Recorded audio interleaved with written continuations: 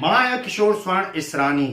अमर शहीद हेमू कलाणी जो जन्म ॾींहं ते हिन बार छा कुझु पहिरीं बार नओं थियण वारो आहे ऐं हिन संदर्भ में जानकारी ॾियनि था सिंधी सांसद इंदौर जा सांसद श्री शंकरलाल लालवानी। हू छा था ॿुधाइनि अमर शहीद हेमू कलाणी जे जन्मदिन जे संदर्भ में असीं ॿुधंदासीं। तव्हां जुड़ल रहियो असां सां गॾु ऐं ॾिसंदा रहियो सिंधी भजन सिंधी न्यूज़।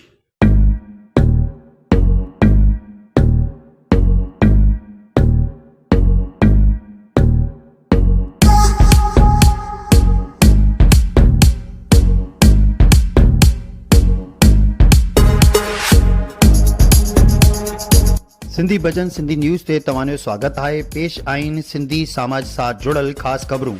सिंधी संत भगत कंवर। जय झूलेलाल।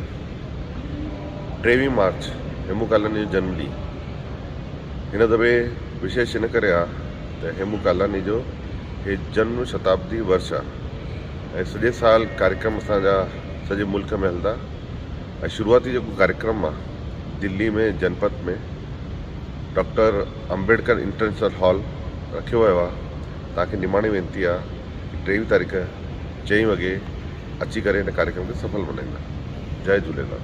त कीअं लॻी अॼु जी असांजी हीअ ख़बर ऐं तव्हां पंहिंजे शहर जी बि कोई न्यूज़ कोई ख़बर जेका बि सिंधी कार्यक्रम थियनि था तव्हां मूंखे मोकिले था सघो ऐं कोई बि अगरि तव्हां भॼन था ॻायो गीत था ॻायो सिंधी में उहो बि तव्हां मूंखे मोकिले था सघो।